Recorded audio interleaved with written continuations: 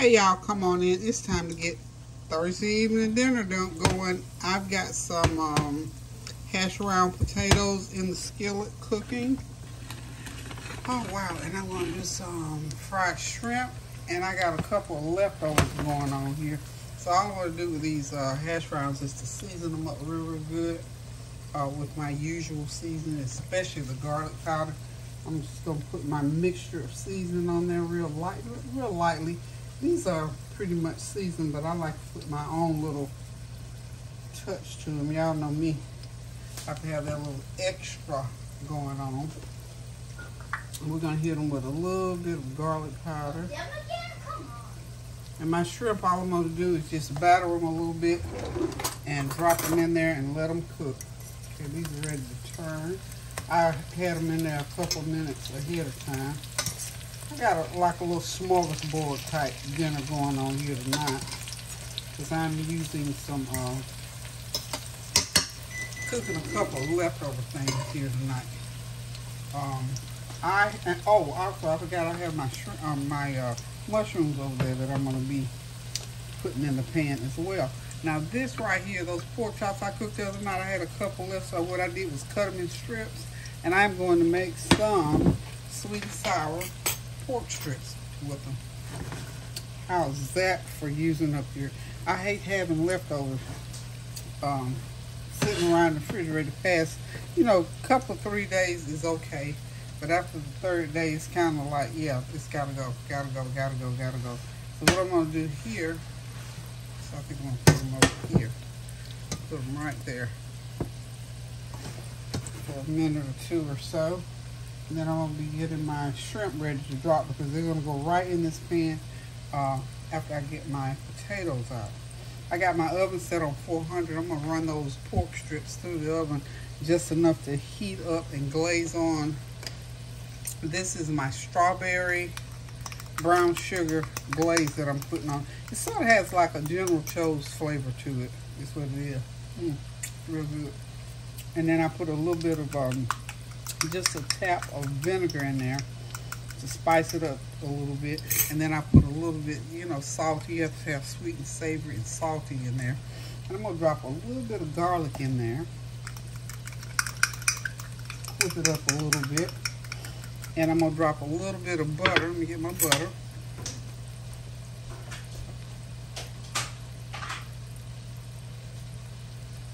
About a tablespoon of butter, and I got so many things going on over here having to hold this, but I dropped a tablespoon of butter in there, and all I'm going to do is just lay it right on top of there, put it right here, move those potatoes over a minute. I think they just got ready anyway, and what I'm going to do is I'm just going to put this sauce right on top of there, run them through the oven, and let that sauce glaze onto them. And it's just some little finger bites of pork chop. That'll be just something extra to eat for dinner, just a little extra. That could even be the dessert, y'all. So we're gonna have to put them in there for about 15 minutes for all of that sauce to glaze on. But that sauce is real simple. It's half a cup of strawberry preserves, a half a teaspoon of vinegar, and a tablespoon of brown sugar, and about 1/8 of a teaspoon of whatever your savory. You kind of will give it a salty, savory taste in there, and just mix it all in real good, and you got it. It's ready.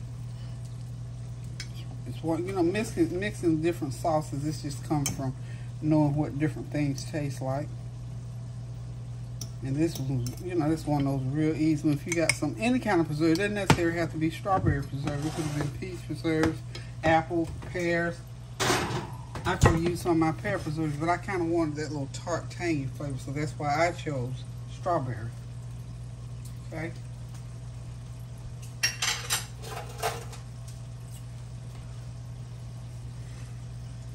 I'm gonna go ahead and hit these potatoes with a little bit more seasoning before I take them out of the pan. And stuff like this is like a Norisa here, Kareem, this of course is here, and get me off the stove right quick. They like this kind of stuff, you know, quick, easy, crispy, fast food type stuff. This is as close as I get to fast food right here. Trust me. So this is actually fast food night tonight, y'all. I'm going to get a dish to place my potatoes in because I'm just about ready to get my shrimp going. Okay. Just let those cook another minute or two. Get me some flour ready to dredge my shrimp in, and then we just drop them in because you know it doesn't take that long for shrimp to cook at all. Not at all, y'all. I think I'm gonna just put a little bit of. I'm not gonna put a. I don't think I want to put an egg batter on them, but I think I'm gonna put just a little bit of like a buttermilk batter, and drop them in, and that'll just give them a little bit of a crust. Of course, I'm gonna have to put some more oil. Yeah, have to add some more oil to that. So if y'all hang tight, I will be right back. Okay, y'all, I'm back. I'm frying some shrimp. I already got my potatoes done and my little chopped up pork with the sweet sauce on it. We ain't named it yet. We're going to name it shortly. But we're going to get these shrimp going on. It'll take about 5 minutes to do shrimp, so. This is almost done.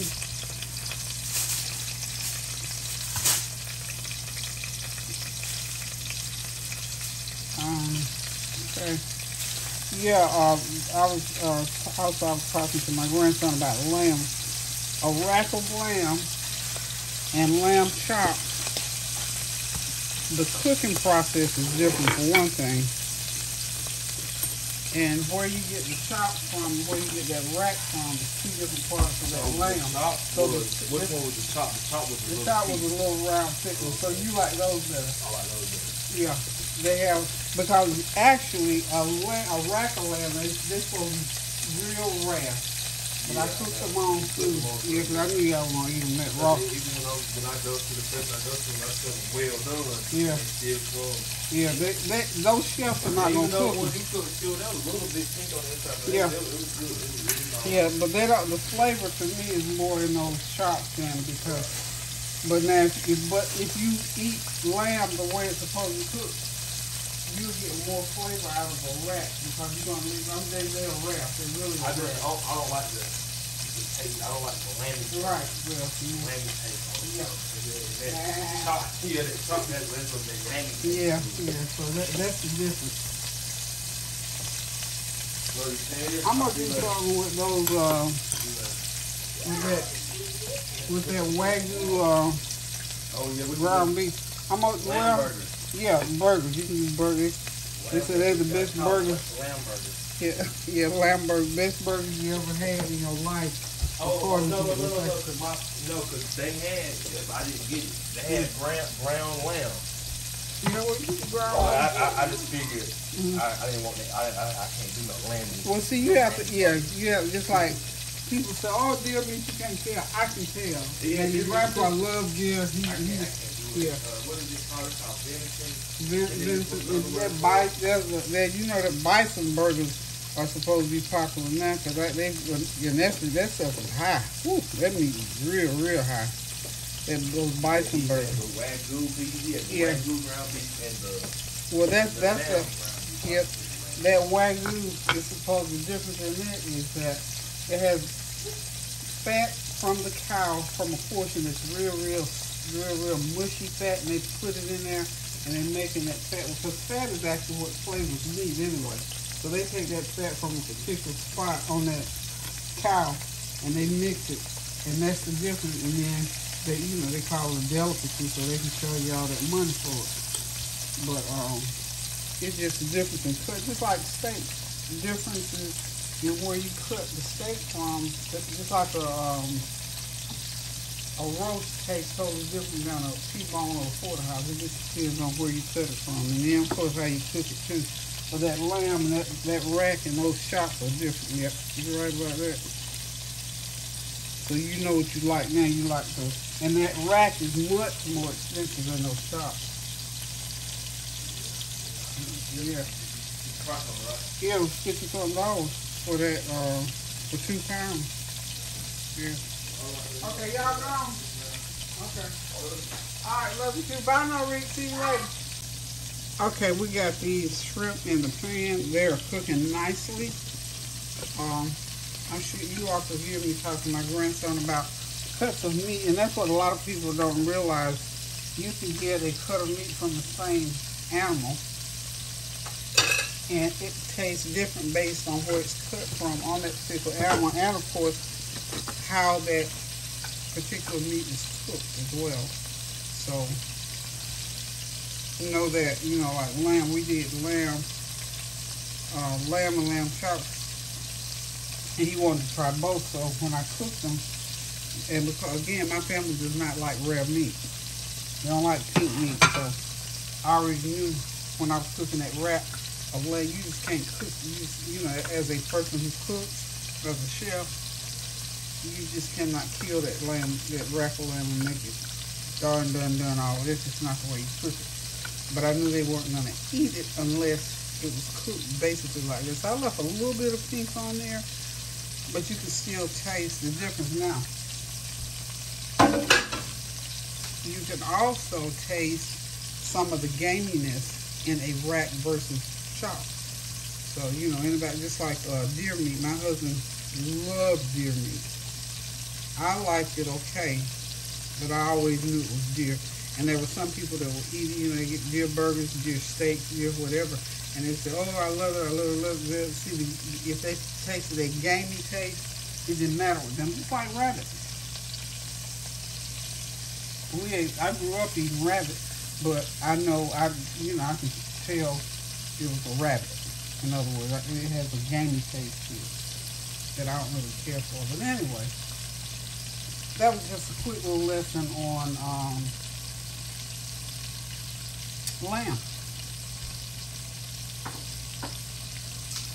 That's you know, if you ever think about, and lamb is very expensive, the chops are expensive, and the rack of lamb is even more expensive. Now, next time we're going to try some Wagyu ground beef. Expensive, and I have had it before, but I just cannot wrap my taste buds around what it tasted like to me. So I'm going to cook it, and we're going to see. But it's a very, very expensive ground beef. And you know, the fat, the way they incorporate the fat into it is what makes it supposedly as good as it is to taste so good. So we're going to try some of that maybe Sunday, do some burgers, or just have a light dinner on Sunday, do some burgers. Well, we may even do, let's see, Labor Day. Maybe we might do it for Labor Day, because I think Labor Day falls on, comes this next Monday, I believe. No. Labor Day is the following Monday, because it's coming Monday, I think the 31st. Okay. All right, I'll be right back, y'all. I do believe the rest of these shrimp are ready to come out of the pan, y'all. They are golden brown and crispy. You can get them right on out of that olive oil. You know, one reason why I'm not really worried about the frying, because I always cook with olive oil, so that gives me my olive oil fix, y'all. Okay, so now I have to do in the pan some nice large mushrooms. I'm just only going to fry what I'm going to eat, because nobody here is going to eat mushrooms but me. So Cream don't eat mushrooms, so I'll just fry these, and if I have some left over, I can always eat them tomorrow for my lunch. So what I do is the same thing as I did with the shrimp. I got a little buttermilk batter that I'm going to put them in. or that I put them in. Just dip them in the buttermilk batter. And I'm frying them in shallow oil, not a big old deep fried oil.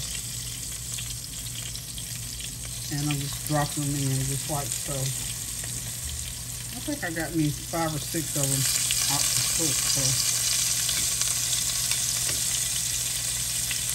now I know somebody will say, well, we didn't see you dip them in the batter. Well, that's because I don't have the camera right now. Okay, let's see here. I got some things back here on the wire that I had not paid attention to. Okay, there we go. So it's just a simple process. Take them and put them in that buttermilk bath.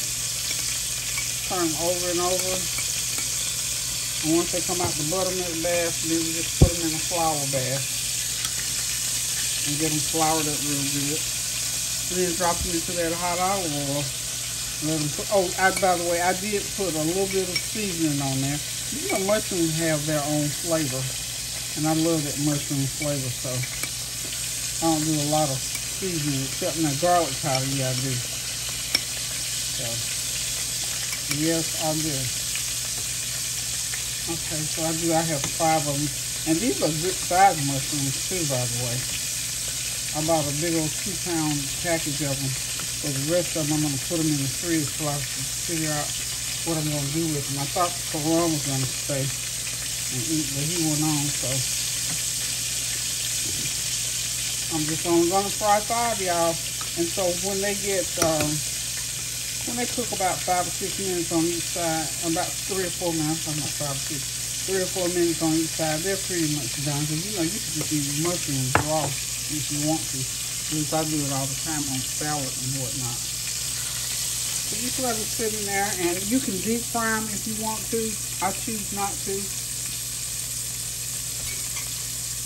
Clean my hands up over here.